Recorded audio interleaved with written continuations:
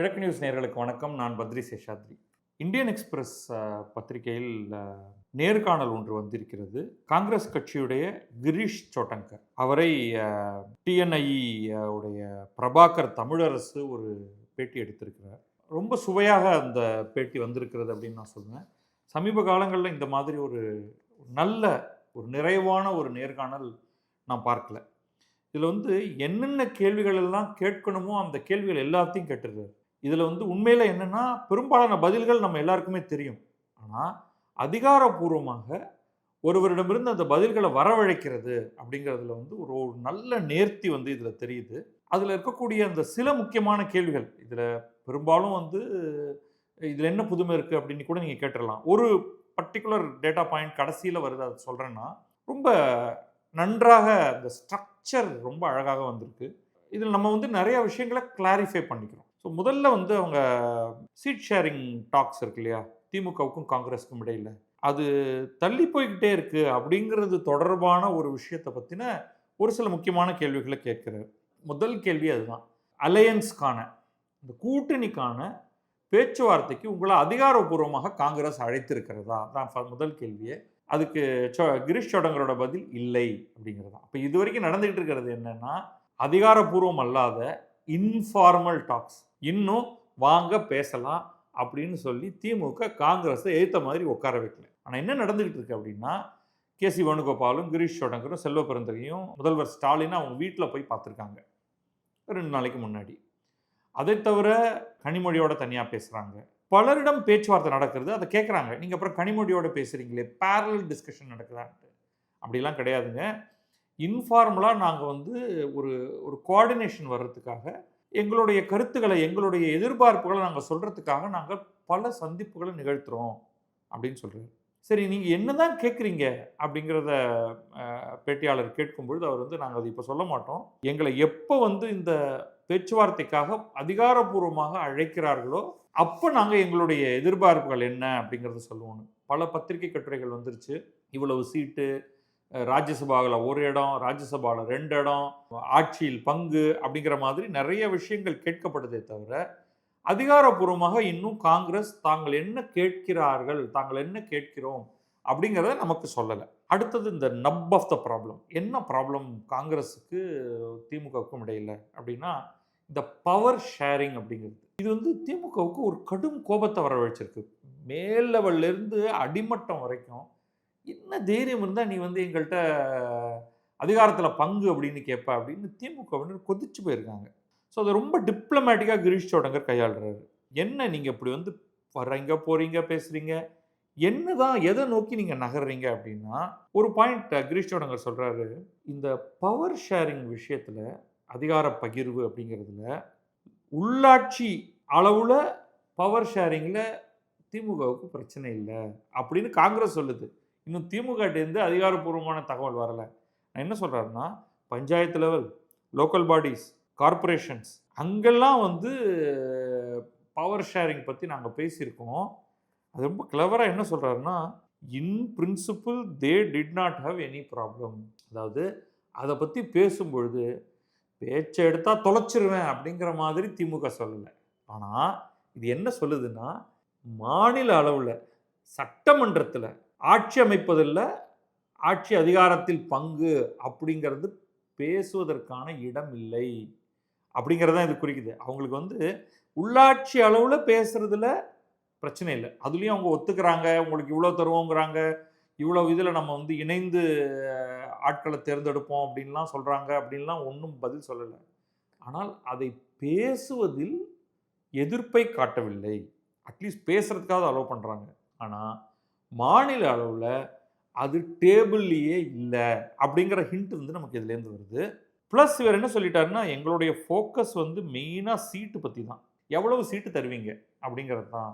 அதனால் நாங்கள் ஆட்சியில் பங்கு அப்படிங்கிறத சொல்லியிருக்கோமே தவிர அது கிடையாது, மாநில அளவில் அது கிடையாது அப்படின்னா விட்டுடுவோம். ஆனால் உள்ளாட்சி அளவுலையாவது நாங்கள் ஆரம்பிப்போம்.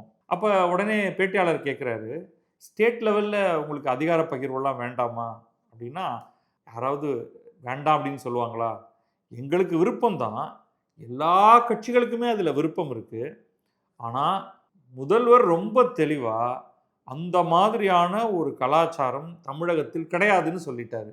இப்பயும் பதில் பாருங்க என்ன மாதிரி கேர்ஃபுல்லாக வருதுன்னு. முதல்வர் என்ன சொல்றாரு, அப்படிப்பட்ட ஒரு கலாச்சாரமே தமிழகத்தில் கிடையாது அப்படின்னு சொல்லிட்டாராம். அது உனக்கு கொடுக்க மாட்டேன் அப்படின்னு சொல்லாம, அதெல்லாம் இங்கே எங்கள் வழக்கம் இல்லைங்க, எங்கள் ஊர் பக்கமே அதெல்லாம் வழக்கம் இல்லைங்க, நீங்கள் அதனால் வந்து அதை பற்றிலாம் பேசாதீங்க அப்படின்ட்டு. அப்போ மாநில அளவில் அதிகாரத்தில் பகிர்வு பங்கு அப்படிங்கிறதுக்கான இடமே திமுகவிடமிருந்து வரப்போவது இல்லை. சரி அப்படின்னா நீங்கள் வந்து அதை பற்றி கேட்கவே போகிறது இல்லையா அப்படின்னு பேட்டியாளர் விடலை, பிடிச்சி தொலைக்கிறாரு. அதுக்கு இவருடைய பதில் வந்து இல்லைங்க, அப்படியெல்லாம் பாலிடிக்ஸில் எதையுமே நீங்கள் அபாண்டன் பண்ணுறது கிடையாது, இப்பொழுதைக்கு அதை பின் சீட்டில் தள்ளி வைக்கிறோம், திரும்ப மீண்டும் நாளைக்கு வந்து தேவைப்பட்டால் அதை வந்து மீண்டும் கையில் எடுப்போம், இப்பொழுதைக்கு அதை வந்து ரொம்ப ஹைலைட் பண்ண போகிறதில்ல. அடுத்த ரெண்டாவது பெரிய பிரச்சனை இன்றைக்கு காங்கிரஸ் மீது திமுகவுக்கு இருக்கக்கூடிய கோபம் எங்கேருந்துன்னா, அதிக சீட்டு கேட்குறாங்கங்கிறது கோபம் இல்லை, எல்லாருமே அதிக சீட்டு கேட்பாங்க. கமலஹாசனே கேட்குறாருங்க, கமலஹாசனே கேட்குறாரு அப்படிங்கும்பொழுது காங்கிரஸ் கேட்கும், ஊரகத்தில் இருக்கிற எல்லா கட்சிகளும் கேட்கும். ஆனால் அந்த அதிகாரத்தில் பகிர்வு அப்படிங்கிறது தான் வந்து திமுக பயங்கர கோபத்தை வரவழைச்சிருச்சு. ரெண்டாவது கோபத்தை வரவழைச்ச விஷயம் இவங்க விஜயோட பேச ஆரம்பிச்சது. ஸோ அடுத்த செட் ஆஃப் கொஸ்டின்ஸ் முழுக்க கிரீஷ் சோட்டங்கர்கிட்ட இதை பற்றியே தான் வைக்கிறார். நீங்கள் வந்து விஜயை பற்றி என்ன நினைக்கிறீங்க, அது அழகாக அப்படி கொண்டு போகிறார். விஜயை பற்றி என்ன நினைக்கிறீங்க அப்படின்னோடனே இவர் வந்து அவங்க நல்ல அவங்களுக்கு வந்து எலெக்ஷனில் தான் தெரிய போகுது, தேர்தலுடைய முடிவுகளில் தான் தெரிய போகுது அவங்களுடைய ஆதரவு எப்படின்னு. ஆனால் 40 வயதுக்கு கீழ்ப்பட்ட இளைஞர்களை பார்த்தோம்னா அவர்களுக்கு வந்து ஒரு தமிழக வெற்றி கழகத்துக்கு ஒரு நல்ல ஆதரவு இருப்பது போல தெரிகிறது. இது வந்து டிஸ்மிஸ்லாம் பண்ணிடலாம், அவங்க கடக்கா சின்ன பையன் நேத்திக்கு வந்தவன் சினிமாக்காரன் அப்படின்லாம் சொல்லலை. அது வந்து ரொம்ப ஒரு மெச்சூர்டாக 40 வயதுக்கு கீழ்ப்பட்ட இளைஞர்களிடமிருந்து ஒரு கணிசமான ஆதரவு விஜய்க்கு இருப்பது போல தெரிகிறதுன்ட்டு. அடுத்து நேரடி கேள்விக்கு வந்துடுறாரு. சரி நீங்கள் பேசுனீங்களா இல்லையா அவங்களோட, அதுவும் வந்து அப்படி சுற்றி வளைச்சு நேரடியாக ஆமாம் பேசினோம், எங்கள் தரப்புலேருந்து 2 பேர் போய் பேசினாங்க அப்படின்லாம் சொல்லலை. மாறாக அவங்க நேரடியாக எங்களை கூப்பிடுறாங்க, அப்போ எங்களை அவங்க மதிக்கிறாங்கன்னு அர்த்தம். சரி அப்போ நீங்கள் அவங்களோட அலையன்ஸ் ஸ்டாக் பண்ணீங்களா அப்படின்னு கேட்டால் அதுக்கு நேரடியாக ஆமாம் பண்ணோன்னு சொல்லலை. இப்போதைக்கு நாங்கள் திமுகட்ட பேசிக்கிட்டு இருக்கோம் அப்படின்னா அதில் என்ன தொக்கி நிற்குதுன்னா, இப்போதைக்கு திமுகட்ட பேசிக்கிட்டு இருக்கோம், திமுகவோட உறவு சரியாக ஒர்க் அவுட் ஆகலை அப்படின்னா, நாங்கள் எதிர்பார்க்கறது எதுவுமே நடக்கலைன்னா, ஒருவேளை நாங்கள் மீண்டும் தவிகவுடன் பேசுவதற்கான வாய்ப்பு இருக்குது அப்படிங்கிறது தான் வந்து அவர் சுட்டாமல் சுட்டுறாரு. அப்போ நீங்கள் வந்து விஜயோட பேசவே இல்லை அப்படின்னு நீங்கள் சொல்ல முடியுமா அப்படின்னா, அதை வந்து ஆமாம் பேசலை இல்லை பேசினோம் அப்படின்னு சொல்லலை. எல்லாரும் எல்லாரோடையும் பேசணுங்க, அரசியல்னா எல்லாரும் எல்லாரோடையும் தான் பேசி ஆகணும். ஏன் அதிமுக தலைவர்களை கூட நாங்கள் வந்து பல ஃபங்க்ஷனில் பார்க்கும்பொழுது அவங்கள்ட்ட பேசுகிறோம் அப்படின்னு அதை வந்து லேசாக மடிப்பிட்டார். அடுத்த பாயிண்ட் வந்து திருப்பி அப்போ என்னென்னா பேசியிருக்காங்க, ரொம்ப சிம்பிள். பிரவீன் சக்கரவர்த்தி கட்டாயமாக பேசியிருக்காரு, அது நம்ம எல்லாருக்குமே தெரியும். மேற்கொண்டு வேறு சிலரும் கூட பேசியிருக்கலாம், ஃபோனில் கூட சில பேர் பேசியிருக்கலாம். பட் அந்த தகவல்கள்லாம் பின்னாடி நமக்கு தெரிய வரும் அப்படின்னு நினைக்கலாம். இப்பொழுதைக்கு வந்து நாங்கள் திமுகவை பார்த்துக்கிட்டு இருக்கோம், திமுகட்டேருந்து என்ன நடக்குதுங்கிறத பொறுத்து தான் மற்ற விஷயங்கள்ட்டு. அடுத்தது இந்த என்ன காங்கிரஸ் வந்து உங்களை திமுக இன்னும் அதிகாரப்பூர்வமாக பேச்சுவார்த்தைக்கு அழைக்கலை அப்படிங்கிறது உங்களுக்கு ஏமாற்றத்தை தருகிறதா அப்படின்னா, அப்படியெல்லாம் இல்லைங்க, இது மாதிரியான பொது வாழ்க்கையில் இதெல்லாம் சகஜம்தான், இதில் ஏமாற்றம் மகிழ்ச்சி வருத்தம் அப்படின்லாம் ஒன்றும் கிடையாது அப்படின்னு சொல்லிட்டு ஒரு முக்கியமான ஒரு பாயிண்ட் அவர் சொல்கிறார். நீங்கள் பாலிடிக்ஸில் இருக்கீங்கன்னா எதுக்கும் தயாராக இருக்கணும். நாங்கள் 140 வருஷமாக எங்கள் கட்சி இருக்குது. இது 140 வருஷமாங்கிறது வந்து ஏவோ ஹியூம், தாதாபாய் நவ்ரோஜி அவங்கெல்லாம் வந்து கட்சி ஆரம்பித்ததை சொல்கிறாரு. இந்த கட்சியை வந்து அந்த கட்சியோடைய குழந்தை, அதிலிருந்து பிரிந்த கிளை அப்படின்லாம் சொல்லாமே தவிர, இந்த கட்சியாக இவர்கள் சொல்வது வந்து இந்திரா காந்தியிலிருந்து ஆரம்பிக்கிறது நியாயமாக. ஸோ இந்த கட்சி ஓகே 140 வருஷம் அப்படின்னு அவங்க நினைக்கிறாங்கங்கிறதையே நம்ம கையில் எடுத்துப்போம். நாங்கள் எவ்வளவோ அப்ஸ் அண்ட் டவுன்ஸாக பார்த்துட்டோம், அதனால் அமைதியோடு இருக்கணும் அப்படின்னு. அதில் இன்னொரு ஒரு பாயிண்ட் வந்து, எங்கள் வயசு 140ங்க, இங்கே பல கட்சிகள் நேற்றுக்கு தான் ஆரம்பிச்சிருக்காங்க, அலப்பறை பண்ணுறாங்க, ஆனால் நாங்கள் எவ்வளவோ நாட்களாக இருக்கோம், இன்னமும் இருப்போம் அப்படிங்கிறத அவர் சொல்லாமல் சொல்கிறார். சரி நீங்கள் வந்து இவ்வளோ தூரம் திமுகட்ட பேசுகிறீங்க, அவங்கள்ட்ட உங்களுடைய ஏமாற்றத்தை தெரிவிச்சிங்களா? அந்த ஏமாற்றத்தை அவர் வெளியில் சொல்கிறாரே தவிர நேரடியாக தெரிவிச்சிருப்பாரா அப்படின்னா, தெரிவித்தா அது ஒர்க் அவுட் ஆகாது. என்ன சொல்கிறாரு, ஏன் நாங்கள் வந்து சீக்கிரமாக பேசணும்னு விரும்புகிறோம் அப்படின்னா, நிறைய காலம் அவகாசம் இருக்கும், எந்தெந்த தொகுதி அப்படிங்கிறது தெரிய வரும், அந்த தொகுதியில் நாங்கள் வேலைகளை ஆரம்பிக்கலாம். ஆனால் அதில் முக்கியமான பயத்தையும் சொல்லிடுறாரு. ஆனால் என்ன நடக்குதுன்னா, எங்களுக்கு ஏற்கனவே தெரியும், மகாராஷ்டிரா, பீகார் எல்லாம் பார்த்துருக்கோம். கடைசி வரைக்கும் எங்களை இழுத்து அடிச்சு, கடைசியாக டேபிள் வந்து இருந்தாங்க 20 சீட்டு, இஷ்டம் இருந்தால் எடுத்துங்க, இல்லாட்டி இடத்த காலி பண்ணுங்கன்னு சொல்லுவாங்க. அந்த மாதிரியான ஒரு நிலை வந்துடக்கூடாது.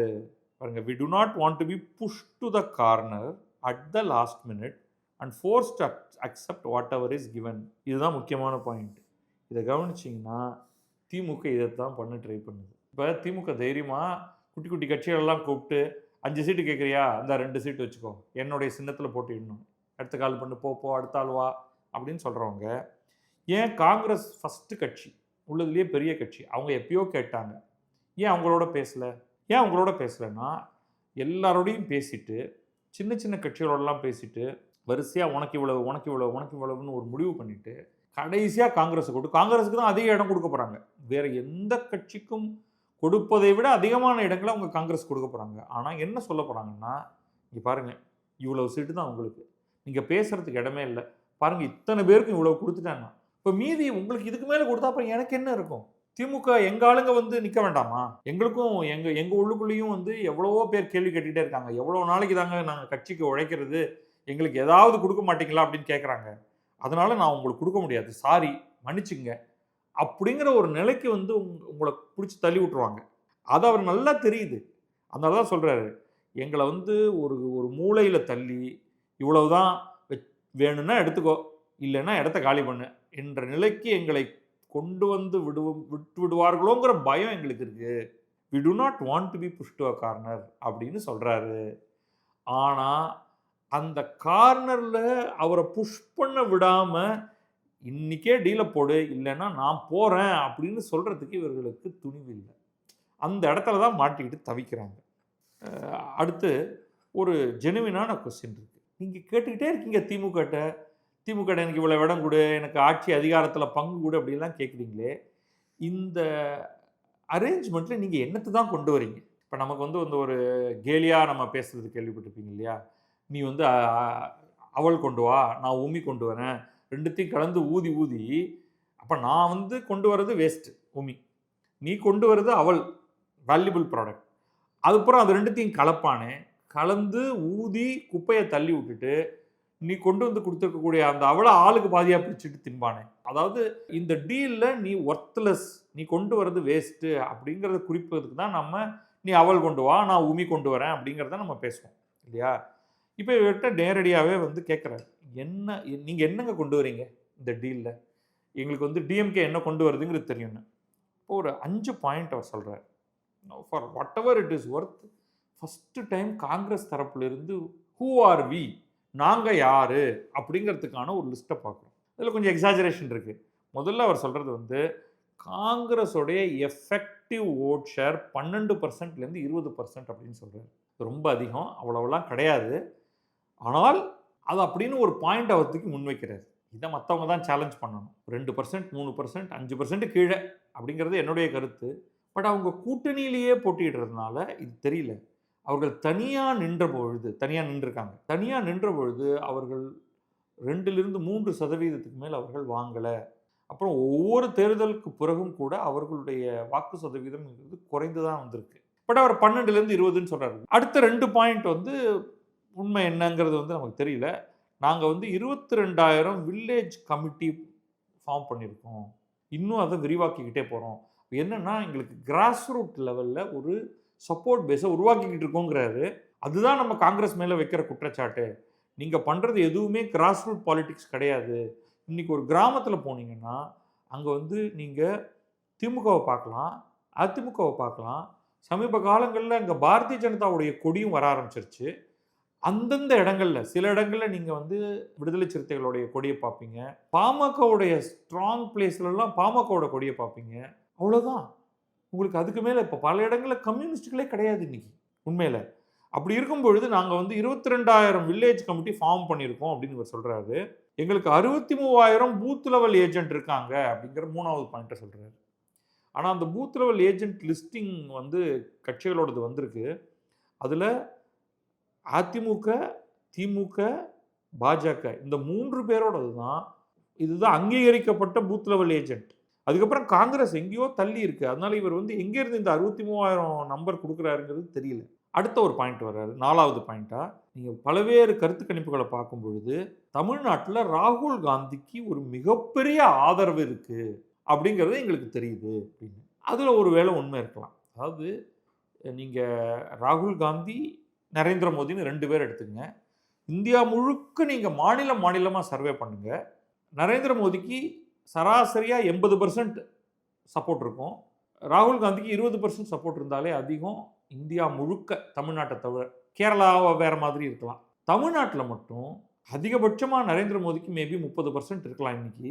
ராகுல் காந்திக்கு 50-60% இருக்கும். அதாவது இவங்க 2 பேரை மட்டும் வச்சு நீங்கள் 3வதாக கருத்து சொல்ல விருப்பம் இல்லை அப்படின்லாம் போட்டால், அதாவது ஏதாவது ஒரு ஸ்டேட்டில் தனித்து நரேந்திர மோடிக்கு மேலே ஆதரவை பெறக்கூடிய அளவில் ராகுல் காந்தி இருக்காருன்னா, ஸோ தமிழகம், கேரளம் இந்த 2 இடங்களில் மட்டும்தான் நரேந்திர மோடியை விட அதிக பாப்புலாரிட்டியில் இவர் இருக்கிறதுக்கான வாய்ப்பு இருக்குது. வேறு எந்த ராகுல் காந்தி இருக்கிறதுக்கான வாய்ப்பு வேறு எங்கேயுமே கிடையாது.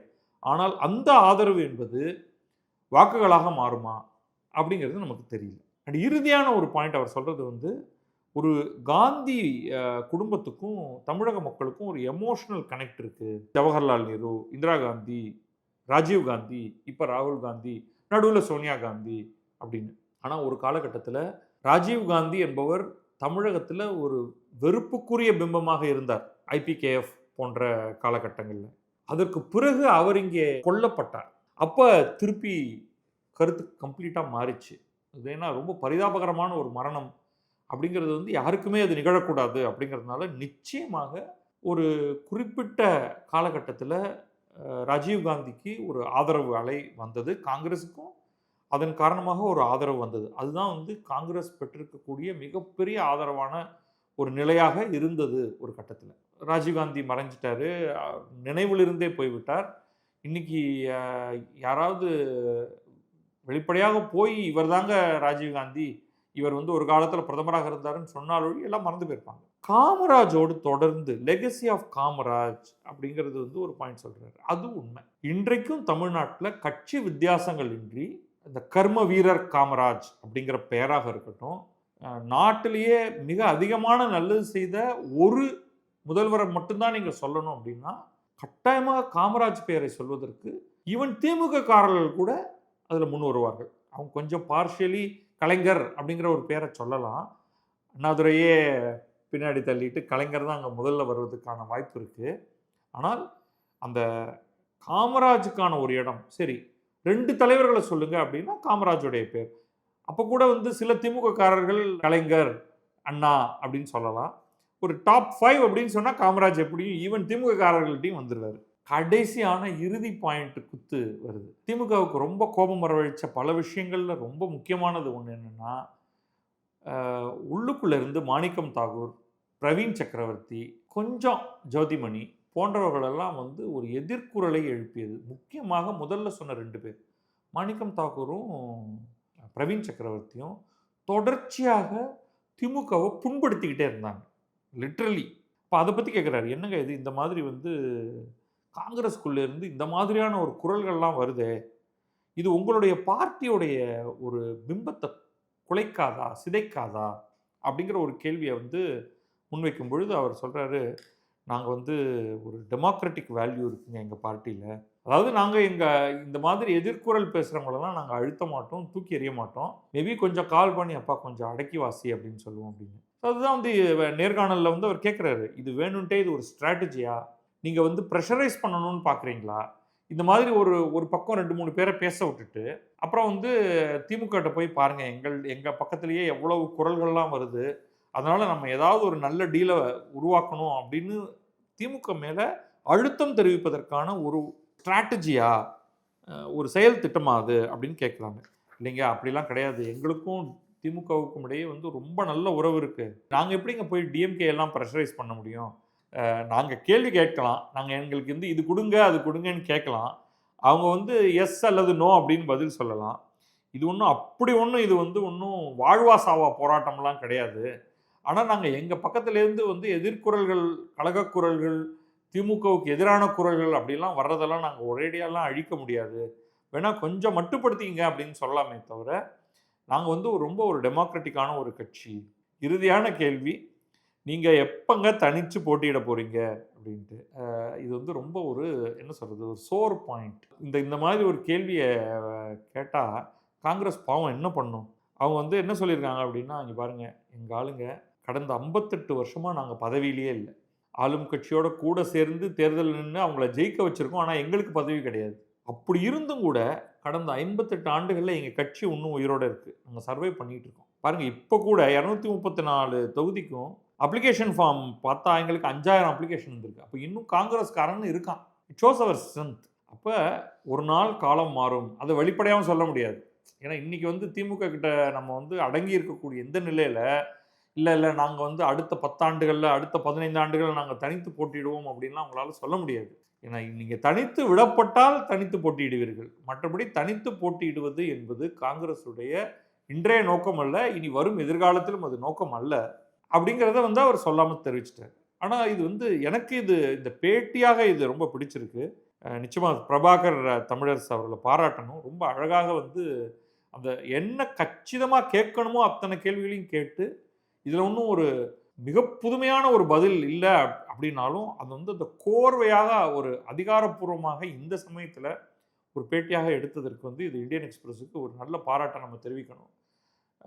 பட் இதோடைய விளைவு என்ன நடக்க போகுது அப்படின்னா, என்னுடைய கருத்தில் அது கிட்டத்தட்ட பூடகமாக கிரீஷ் சோடங்கரே தெரிவிச்சிட்டாரு. நாங்கள் என்ன தான் ப்ரெஷரைஸ் பண்ணாலும் அவங்க மசிகிறதா இல்லை. அவங்க எப்போ எங்களை கூப்பிட்றாங்களோ they hold all the cards. எல்லாம் டிஎம்கே டிசைட் பண்ணாதான், ஸ்டாலின் முடிவெடுத்தாதான். நாங்கள் என்னென்னவோ முயற்சி பண்ணி பார்த்துட்டோம். அவர் எப்போ கூப்பிட்றாரோ அப்போ தான் அதிகாரப்பூர்வமாக நாங்கள் போய் உட்கார முடியும். நாங்கள் எங்களுக்கு வேணுங்கிறது எல்லாத்தையும் சொல்லுவோம். அவங்க கடைசியாக இதாங்க உங்களுக்கு வேணும்னா எடுத்துக்கோ, இல்லாட்டி போகணும். எப்படி மகாராஷ்டிராவில் நடந்ததோ, எப்படி பீகாரில் நடந்ததோ கிட்டத்தட்ட அதுதான் எங்களுக்கும் நடக்கும். அதைத்தான் அவாய்ட் பண்ண பார்க்குறோம். அவாய்ட் பண்ண முடியல அப்படிங்கிறத அவர் சொல்லாமல் சொல்லிட்டாரு. ஆனால் ஒரு இடத்த ஓப்பன் பண்ணி வச்சுருக்காரு. நாங்கள் எல்லாரோடையும் பேசுவோம். ஏன்னா இது வந்து அரசியல்.